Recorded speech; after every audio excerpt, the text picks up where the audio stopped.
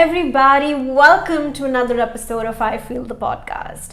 I am your friend Sachi Kaur, and I'm here with my partner Tisha King. So Sachi and I are both neuroscientists. I have a PhD in neuroscience and Sachi has a master's. And we're here to give you the science behind everyday topics. Well, are you also someone like me who has a hard time letting go of things? Well, if that's the case, you are in the right place. Because right here, we are going to untangle why is it so hard to let go and what we can do about it. So over the course of this episode, we're going to tackle three main things. One, we're going to talk about the neuroscience behind why it's so hard to let things go. Two, understanding when we need to let things go. And three, a few tips and tricks on how you can better or more easily let things go. So let's just get started. But before we dive into the weeds of the topic, we have a new segment where we're going to talk a little bit about our weeks, how the week has been. So Tisha, how has this week been for you? This week has been pretty good. It's been an exciting one in kind of getting all of the ins and outs of my family coming here for graduation. So Sachi and I are both walking this semester or in May. So I was kind of working on getting a hotel and stuff for them to come. So that was really fun. And as far as work, there was a bit much to do. Like I had a lot of these applications to read over. So it was a long Sunday night for me. But other than that, everything has gone pretty well. Some things I guess I want to do a little better is just, of course, going to the gym. But that's always a struggle. Yes, always a goal for every week. Yeah, I know. Well, that's great. Good to know that your week's been good. It's been a lot of planning and a lot of fun things. Yes. So that's awesome. How's your week?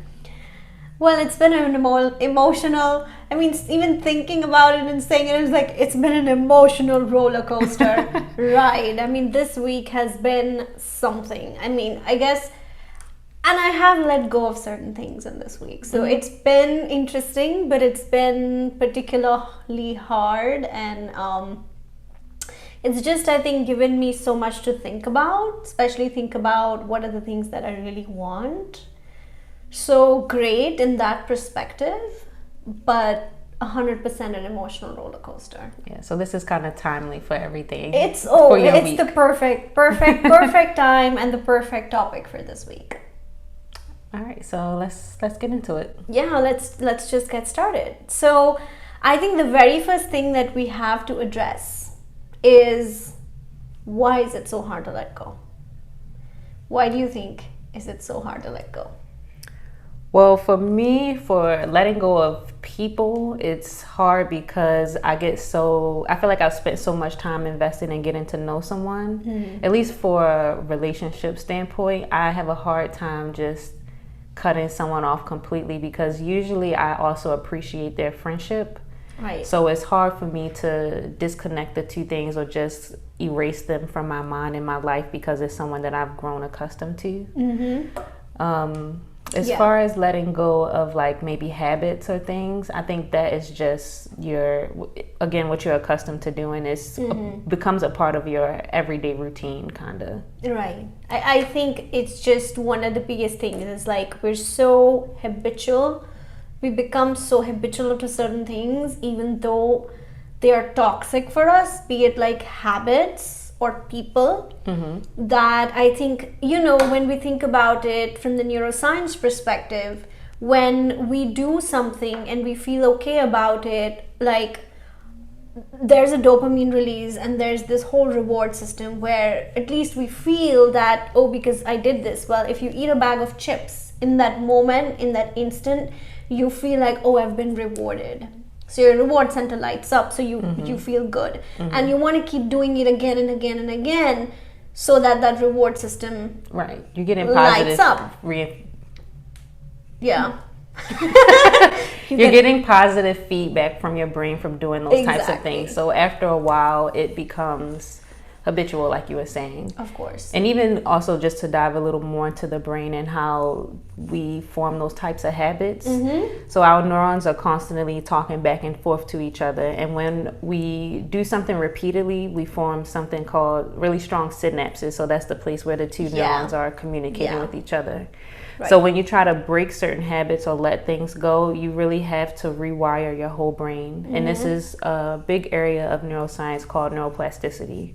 So you really have to change the structure of your neurons, the chemistry of the receptors and chemicals that are being released there. Everything has to rewire itself to not continue to fire together when you have one stimuli. Exactly. So like you're saying with those chips, if I eat the chips and my brain is wired to be like super happy, these two neurons are always firing together whenever I eat these chips. Yeah. When you're trying to stop, you really have to like break that connection. And because it obviously takes time to first off build that connection, right? It takes, well, on an average, depending upon different people and different habits and different situations, on an average it can take you up to from 60 days to 150 days for a neuroplastic connection to form. But now once it's formed, it's so strong that it's like hard to break that connection. Right. And even I think like with people, when you are so much in a habit of talking to somebody, even when you know that person's toxic for you, because I think your neurons are so used to it, and you do get that dopamine rush when you actually talk to that person, that you want to keep doing it again and again and again, even though you know that's not good for you. Right. And I think that's what happens when, you know, people just keep going back to their exes. It's because that neuroplasticity, you know, it's just so strong that you don't want to let go. So I think what we often don't discuss as a part of letting go and you know, rewiring your brain and your thoughts, that a part of letting go is not just like having that person or something, a habit, like totally out of your life, but also you need to do the work on the back end with your mind and your thought process so that you can, you know, physically and mentally let that go. Yeah, I think definitely in relationships, a lot of the times we, or me specifically, I'll start to hook onto the idea of certain things. Like if I meet someone, or you know, you getting to know someone, you might think, oh, this is somebody I could see in the long run, or like think about marriage and things like that. And then when you have to cut someone off, it's like you losing the person and the ideas that you had, you know, put up or weathered up in your mind. All of that is completely gone, and that's another hard thing to let go of. Right. I think just the idea of like, oh, what life could be with that person. You're not just letting go of that person, but also the idea of like, oh, that dream. Everything attached with the person that as well. You have to like give up. And it's particularly, I think it is really, really hard, because there is just so much, you know, tied to, especially your, like you said, your emotions are invested, your time is invested, you know, of course you've dreamt so much with them, and then when you have to let it go, it's just like a huge piece of you is kind of going with it. All the ideas and everything you fascinated about is just poof, it's just gone. Okay, so since we are talking a lot about letting go, Tisha, what is that daily habit or just like a day-to-day thing that you feel like you do and you need to let go? One right now, like I said earlier about the exercise, is the procrastination that I'm doing to keep me from exercising. I just get so used to being at home and like just chilling, relaxing with my cats. And when it's so easy to just easy in my mind, at least, to get up and just go and get started, because usually once you start, like if after you've gone like a few days out of the week for maybe 2 or 3 weeks in a row, you start to feel really good and it's easy to keep going. It's just that initial push that you need to take to kind of get up and actually go and do it.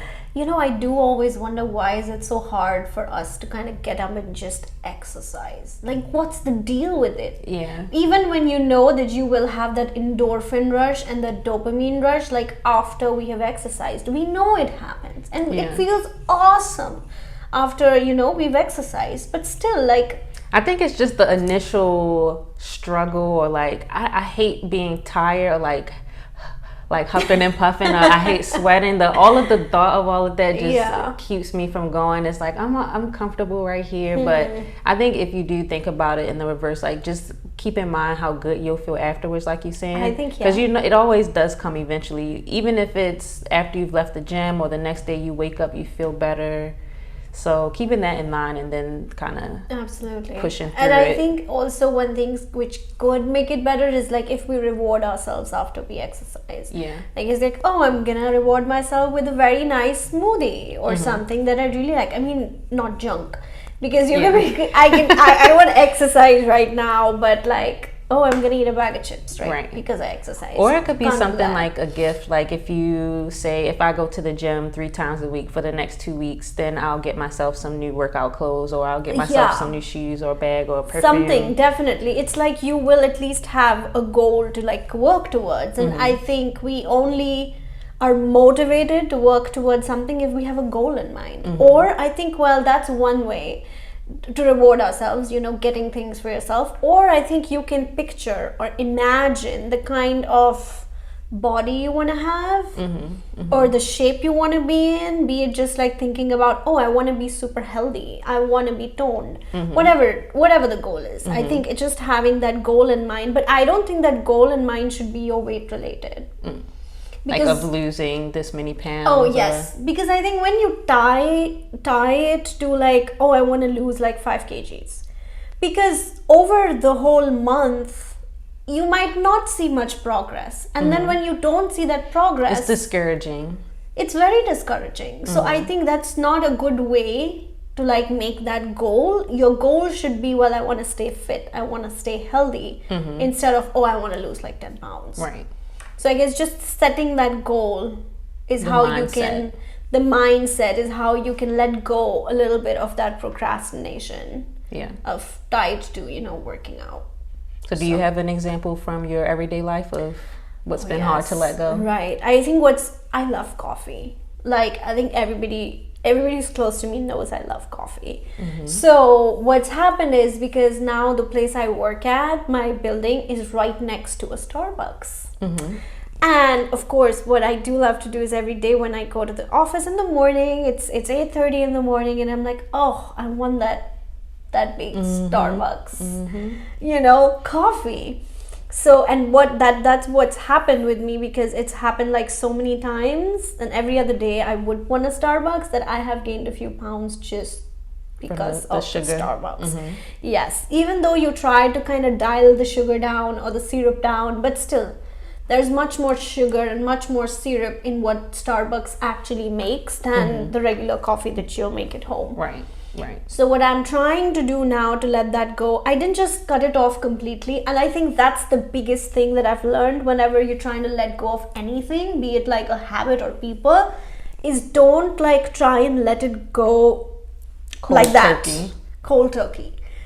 Because remember, our neuroplastic connection has been formed. It'll take time for it to like snap away. And you need to give it the time to snap away. You're much more likely, I think, to go back to something if you try to quit it that way. Exactly. If you do it more gradually, eventually you probably will just stop thinking about it on its own. But I feel like if you're at work and you just like, no Starbucks today, I'm never having Starbucks again, all you're going to think about is Starbucks. It's Starbucks. Because, okay, it is so interesting. So our mind does not respond to no. It just doesn't. So if you say like, if you're going, let's say you're going for a hike, and you're like, don't hit a tree, don't hit a tree, don't hit a tree. But what you'll end up doing is hitting that tree. Is you will hit that tree. So I think, because it's the only thing on your mind at that point. Exactly. So our mind does not listen to don't or no. It's just not wired that way. Then we shouldn't even try that way. So I think the better way to try it is like, instead of saying, I'm not gonna have Starbucks today, is saying that I am going to have a plain black coffee today. I mean, I guess that's just what's helped me. So I'm trying to cut off the Starbucks, and I'm switching to like either the coffee I make at home or just like plain black coffee. So you can still get what you want. You're still getting the coffee. It's just not in the same context that you had it before. Exactly. So that's something I'm trying to kind of let go of. So we have to check next week. Yes, and if see. I did have the Starbucks. Yeah. Okay, great. Oh, Baton Rouge. Yeah. So this Okay. can be Something common that we are trying to let go of. yeah. And then we can just say that, write in the comment section, what's the daily habit that you guys are trying to let go? Perfect. Okay. So let's start it? Yeah, I'll say the day. I'll say the thing about the comment, and then we can transition into just another topic of something that we both want to let go. Yeah. Okay. Oh wait, so you're doing the question first, and then we talk about. I was just going to say, just put a comment down below with. Okay, then we can talk about. Okay, what is that something we both want to let go? Okay. So you guys also leave us a comment in the comment section saying something in your daily lives that you're trying to let go of and how you're working towards it. Okay, Disha. So let us think about, is there something in common that we have that we both want to let go of? Definitely. We both know it.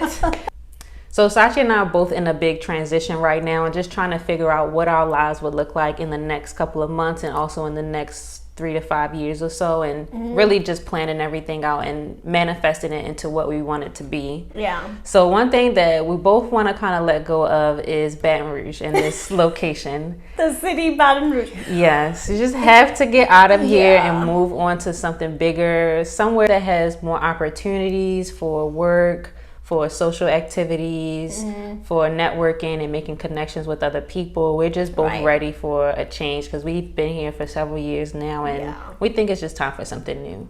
Yeah, no, definitely. You're also growing this podcast. Like, I'm so excited to meet all the other podcasters and everybody who's kind of doing the kind of stuff that we are trying to do, and see and find the ways to kind of grow. Yeah. And just not just grow like in professional life, but also in personal life when you kind of meet like-minded people. When you have like your goals laid out and then everybody's trying to work towards something bigger than themselves. Yeah. I think that's the kind of place that I want to be in. Yeah, I think we've just started to outgrow Baton Rouge in a bit. Yes. Like, I think it was good for school. It's good for a lot of personal development. I've definitely grown more here, like moving by myself and everything. And I'm sure you can say the same. Yeah. But now it's just like ready in time to move on to the next thing. I think a lot of the opportunities here are centered around LSU, and it's only so far you can go in this academic setting. So it's just time to branch out and have new experiences. Yes, I absolutely agree. I think like you do outgrow certain places and certain people, and I think when you do start feeling that way, when you do get that feeling of like, oh, you know what, I'm stuck. I feel stuck. That's a great indicator of just knowing that you have to let go. Right. To move on to the next thing. Right. And I think what happens is like the bigger thing is first off, knowing that you need to let go. And then having that plan of like, what's my plan to let it go? Right. How am I going to do that change? How am I going to do the transition? I think both the things require work, and if we want to live a fuller, better life, we need to put in the work. Yeah, definitely recognition has to be the first step, because if you don't know what you want, it's going to be impossible to work towards it. Like, if you're not vocalizing it or really making it clear, a clear plan of what it is that you want to change or what you want to do moving forward, then there's no way to even start to progress. Your intention has to be there. Yes, 100%. Yeah. Okay, so that was pretty much about like the day-to-day life, and even like something really big that Tisha and I are kind of working on to figure out where do we really want to go in the coming, few months or years. But let's just go back to relationships, because I think that's one area where everybody relates, together, and it's just easy to talk about. And I know that all of us, of course, we have platonic relationships, we have romantic relationships, we have work relationships. Relationships in general is such an awesomely intriguing topic. So is there something in terms of your relationships, a habit or a person that you're trying to let go? So for relationships in my personal life, One of my boyfriends, this is kind of the reverse of what you were saying, because it was an instance where someone was kind of letting me go and I was forced to also let the other person go. So he kind of broke up with me in a situation that I wasn't expecting to happen. It was over like a Christmas or Thanksgiving break or something. So I was kind of excited to see him, and it just like hit me like a brick wall almost. So it was a situation where I was forced to just kind of distance myself from him and everything. And because it was unexpected, it was really difficult. So we still would kind of talk and everything initially after it happened, but pretty soon we both realized like we just have to stop communicating completely, because that's the only way that, at least for me, that I felt that was the only way I could move on from it. I mean, I think just the moving on part is very hard, be it if you're the person who's letting someone go or if somebody else is letting you go. Either way, I guess it's hard. It's just hard. You definitely have to just create some type of distance initially, so that you can deal with your emotions and then start to move past it.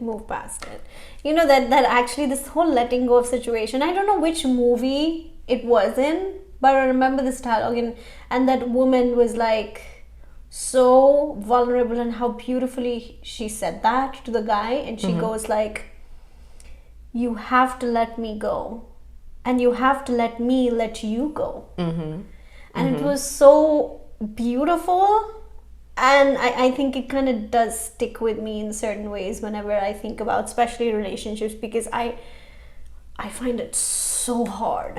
I think it's the most difficult circumstance to let relationships go.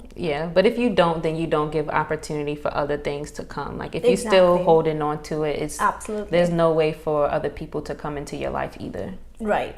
And you know, where I actually have started to learn more of this from is, I don't know, was it reading something or I just listened to something where it said whenever it's autumn, right, the trees shed their leaves because they know they need to let those leaves go, because they require so much energy. I mean, whenever it's going to be winter season, there's not going to be enough sunlight for the leaves to make the food that the plant needs. So they let those leaves to just shed and go. That's a really good analogy, because they know that something is coming back. It may take a little time. New is going to be there in your life, and I think having that intention, knowing what's that new thing that you want, I think when you set out the right intention, right things come to you. Yes, 100%. So do you have any relationship stories to share? I think the relationship story, so the person I kind of was with, we'd been kind of going back and forth, like trying to make the relationship work, even though I think I had known from a long time that this was not going to work. But I guess just, again, that whole neuroplasticity thing, and just you're in the habit of talking to that person, and sometimes you keep kind of justifying that it's okay, you know, the actions and all of that, when you even know that it's just not okay for you. It's just, I mean, maybe I won't use the word toxic, but it's not something that, you know, I wanted, and I couldn't see it going forward. So, I mean, I think I'd known it from a long time, but it's not been much time that I finally decided to let go. So I think that's something recent that I have just been like, this needs to go. Like just day by day working on getting closer to the point where you're actually ready to let it go. Exactly. And I think what I did think, and I did kind of make my mind already before that thing was actually gonna happen, that, you know, Sachi, you are gonna feel this way, you are gonna go through these emotions, so be ready when that happens. Because I was like, inside, I think one of the biggest things that I learn every single day of my life is listening to my gut. And when you listen to your gut, when you listen to that voice inside of you, which is telling you that this is not right for you, you need to let go, is when you know you need to let go. It just takes us time to accept it.